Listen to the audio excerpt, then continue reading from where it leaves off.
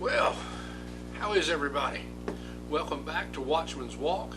I'm Minister Joe Mickey, and this is our weekly study, verse by verse, in the book of the Acts. It's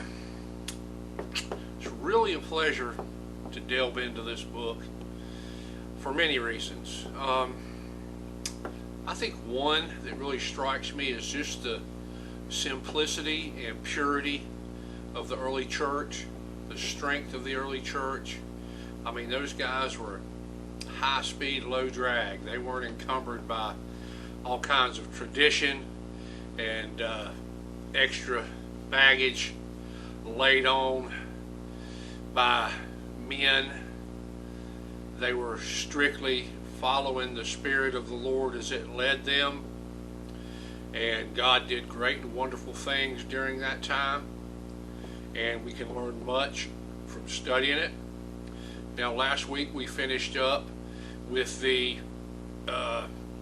tale of Ananias and Sapphira, the husband and wife couple that sought to lie to the Lord with terrible consequences. And now we're going to pick up, we're going to shift frames, if you will, to verse 12 of chapter 5. And this is almost the carrot and the stick kind of teaching here, or as you might look at it, a stick and carrot, because we just saw the discipline, the heavy hand of God in discipline, in judgment, in wrath on Ananias and Sapphira. But now we're going to see the multiple magnified mercies of God as He continues to heal people and save people through the apostles as a validation to the message that they bring. Just remember, we're seeing miracles here not to draw attention to the miracles themselves.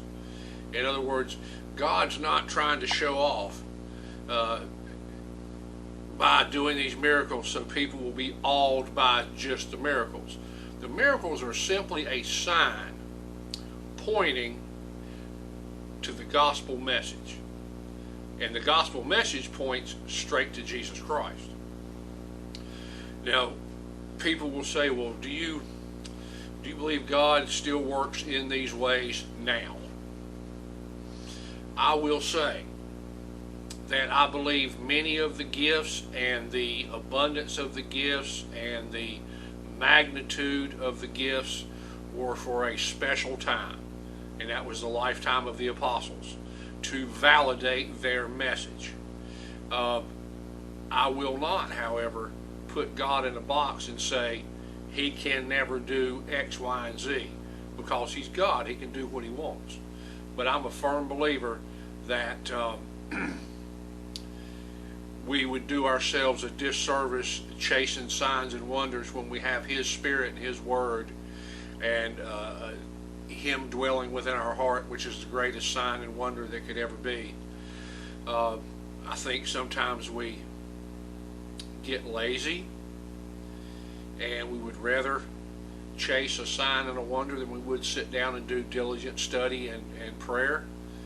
But I think if we spend time in prayer and in study, any spiritual wonder we see would just be icing on the cake. But I mean, once again, if you see somebody get saved, you've seen the greatest spiritual wonder there is.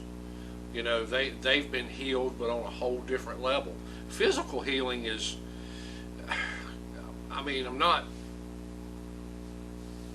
it's not that I don't want people to be healed physically, of course I do. But if God heals you physically, you're still going to die one day.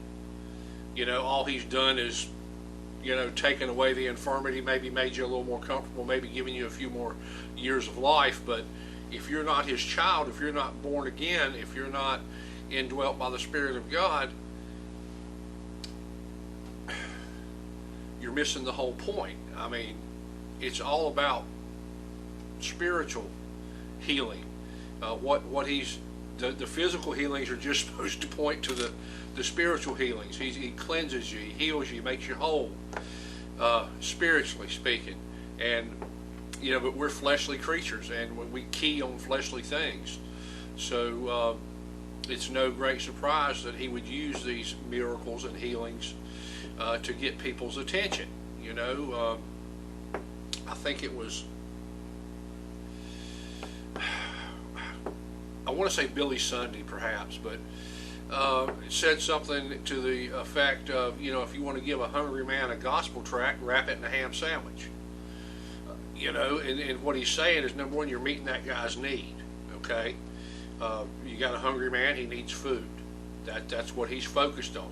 You got a little food to give him. Not only have you met his needs, you've got his attention, and then you can share the gospel with him. Very much like these spiritual miracles that we're seeing, God's meeting a need, and he's getting their attention, and then he can address their largest need, which is salvation. So all that to say, I do believe that the apostolic age was a special time, and it's a not to be what's the word? It's not to be exemplary of what we can expect today as a rule, but God is sovereign, and he may work in any miraculous way at any time he chooses. But once again, we have very many tools, including his word and his spirit, that were just not available to the masses back then. And and here's another thing while I'm on this subject. You do very often read and hear about God working in a what you would consider Book of Acts manner in maybe the backwards parts of Africa, or maybe parts of the Middle East, in these Muslim countries where you cannot preach the gospel or even get a Bible. You hear of people having dreams and visions and of seeing Christ or things of that nature. And once again, I'm a firm believer in election. I think the Bible clearly teaches it. I think God is choosing a people out of all humanity for himself, just as Jesus chose the disciples and chose Paul and chose all that followed him. And that goes for the top of the ladder all the way to the lowest rung where I sit. And national borders and lockdowns of governmental structures will not keep God from choosing those that he deems to choose. And if he has to do that through dreams and visions, then he will do that through dreams and visions. But for the most part, he's working through his word and through the proclamation of the gospel and his spirit.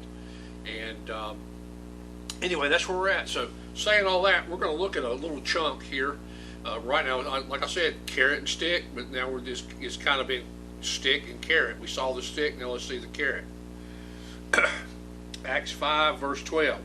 And by the hands of the apostles were many signs and wonders wrought among the people.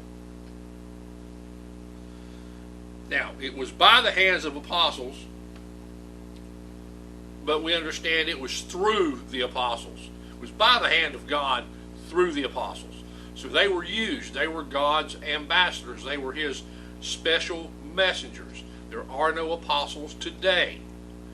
The apostles were individually, specifically chosen by Jesus Christ. They had to walk with him, see him alive, see him dead, see him alive. Apostles. Now, Paul is a somewhat exception to that, but he did see the risen Christ on the road to Damascus, and he was given the right hand of fellowship by the church, by Barnabas, and later by Peter.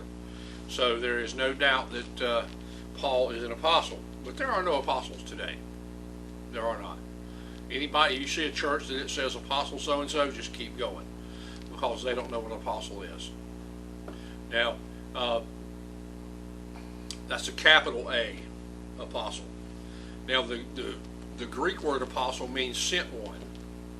Now, if you stretch the definition of apostle all the way to its very, very, very, very end, small a, apostle, could apply to all believers as people who are being chosen out of this world, selected by the Lord Jesus Christ to then be a witness and take his message to other human beings.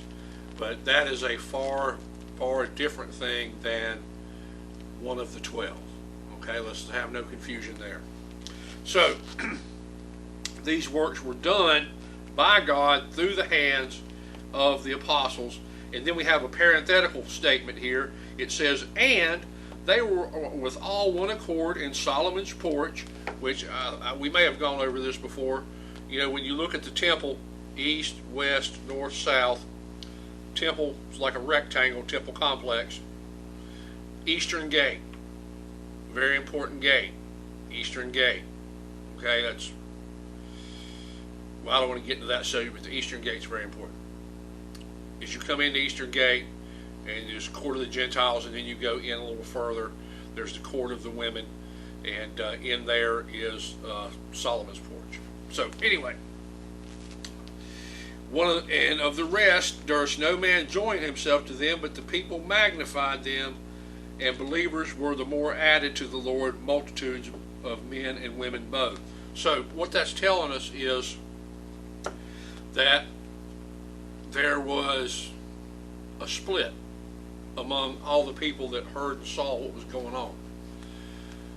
But one thing they had in common, okay, the split is some expressed faith and joined, some were scared to, but both groups magnified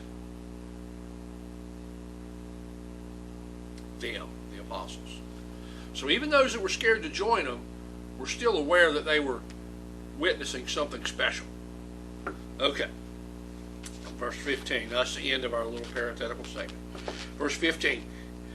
Well, let's just look back at verse 14. And believers were the more added to the Lord.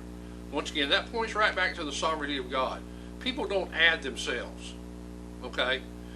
You are added by the Lord to the Lord. Okay. It's like well, I'm going to pass that. I had a memory of about half a verse in my mind, and other than butcher it, I'm just going to pass on that. Okay, so let's keep going. Insomuch as they brought forth the sick into the streets, and laid them on beds and couches, that at least the shadow of Peter passing by might overshadow some of them. So God had invested so much power in these men, and was working in such a way, whereas the shadow of the apostle was endued with power. It's very much like when the Lord Jesus was passing through the crowd, and the woman with the issue of blood just touched the hem of his garment. Remember, and it says he understood that power had gone out of him. That woman's faith in him was what allowed that healing to take place. Even though the Lord was looking this way, and she came from this way, hem of his garment, she was healed because of her faith in him. So much like the shadow here, there was so much faith in these people and in the message that was being proclaimed by the apostles in the name of the Lord Jesus Christ, that the mere shadow brought about healing. Now, this is what's known as a special miracle. And what I mean by that is, if you look in, let's see if I can find it here. This also happened also in the book of Acts. But this time we're looking at the Apostle Paul. It says, and this is chapter 9, verse 11, and God wrought special miracles by the hands of Paul, so that from his body were brought unto the sick handkerchiefs or aprons, and the disease departed from them, and the evil spirits went out of them. Okay, that's what's called a special miracle, and this overshadowing of the sick and infirm by the shadow of Paul would fall into that category. And it is known as a special miracle. And when you look that word up in the Greek, it means never brought to pass. And when you look at the tense, what you'll find out is it means not before and not after. Okay? It was just for a very brief window of time. And I could try to pronounce the Greek word for you, but I would probably butcher it. The prefix of the word is oo. It's two O's, O-O. And that means never. Okay? Then the body of the word means brought to pass. It's T-U-G-H-N-A-O. Tugano, utagano, I think would probably be the pretty close pronunciation of that. But that special miracle, utagano, means it never before since brought to pass. It was just for this time period at which we're studying now, the apostolic age.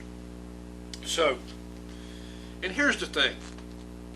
If you've seen some TV preachers who say, you know, send us some money and we'll send you a little vial of water that we've prayed over, or send us some money and we'll send you a piece of, you know, cloth that we've prayed over or whatnot. Do you think God needs that water and that cloth to work through? Do you think our God is so limited that if you did not get that cloth or that water that he could not help you?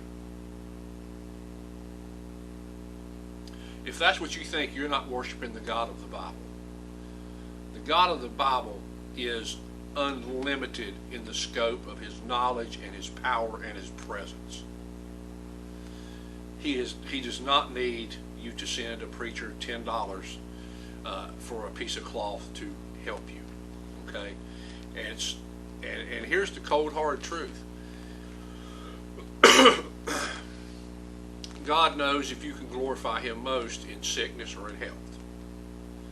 You know, sometimes he'll leave his children in sickness, and as they glorify him and praise his name through that sickness, and in that sickness, even if it leads unto death, it marks them as different from children of the world.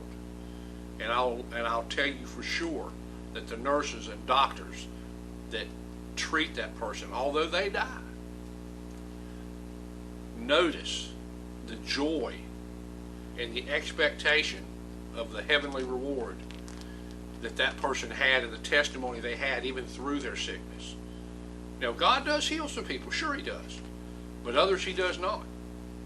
And it's up to him what kind of road or task or testimony he's going to give you. And because he does not heal you does not mean he does not love you. It just means he's using you in a different way. Okay? Now, it's just not God's will for everybody to be healthy and happy and rich. It's just not.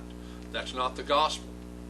And it's certainly not biblical. The worst thing that could happen to me would be riches, because I've proved time and time again I'm just not capable of handling large sums of money, or small sums of money for that matter, really. So the Lord knows what's best for me.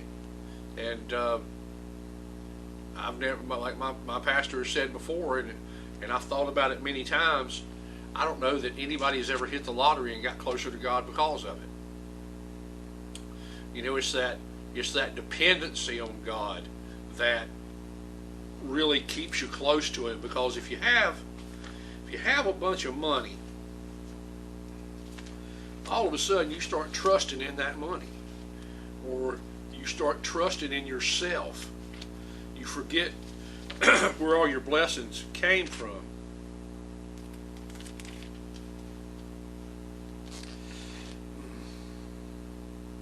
You know, if you look in Proverbs 30, it's a wonderful thing, this proverb.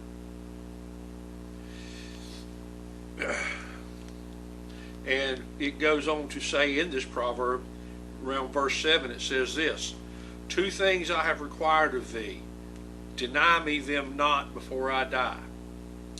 And this is the writer of the proverb, and he's speaking to God. He says, 2 things, Lord, that I require of thee, and deny me not.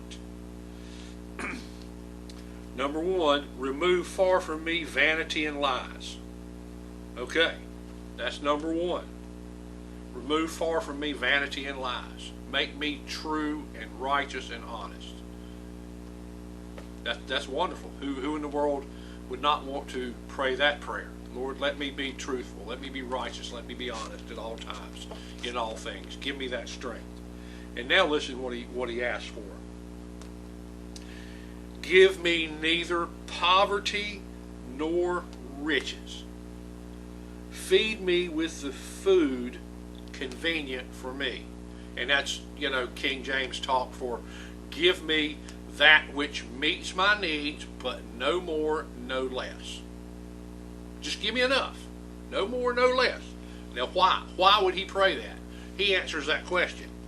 Lest I be full and deny thee and say, who is the Lord? Wow. See, that's what happens when you get full, when your barns get full and your granaries get full. You say, soul, let us take our ease. You forget the Lord. You forget the one who holds your existence in his hand. You forget him. You start looking at your bank account and the man in the mirror and thinking how awesome that dude is, and you're just more, you could not be more wrong. And look at this, what else he asked. Lest I be full and deny thee, saying, who is the Lord? Or, lest I be poor and steal and take the name of my God in vain. He's like, it's bad. Two things that are terrible. Number one, I get full and forget you. Or number two, I'm abjectly poor and I steal and bring shame to your name. Lord, please don't let me do either of those things. Don't let me forget you. Don't let me shame you. And that's a wonderful, you could pray that every day and not waste your time. That's a wonderful prayer right there. But anyway, I'm going to have to watch this video again to find out how I even got on that train of thought. That's what happens when you get older. Your train doesn't have as much steam and it really doesn't know which track to run on half the time. All right. Special miracles. That's how I got there. Verse 16. There also came a multitude out of the cities round about unto Jerusalem, bringing sick folk, and them which were vexed with unclean spirits, and they were healed, every one. Every one. All right. Now, that's going to bring us to, and that, like I said, that was a little vignette. That was part 2 of Carrot and Stick, right? Part 1 was Ananias and Sapphira. That was the stick. This is part 2, all the healings and blessings. That's the carrot. Now, what is going to be the establishment's response to this?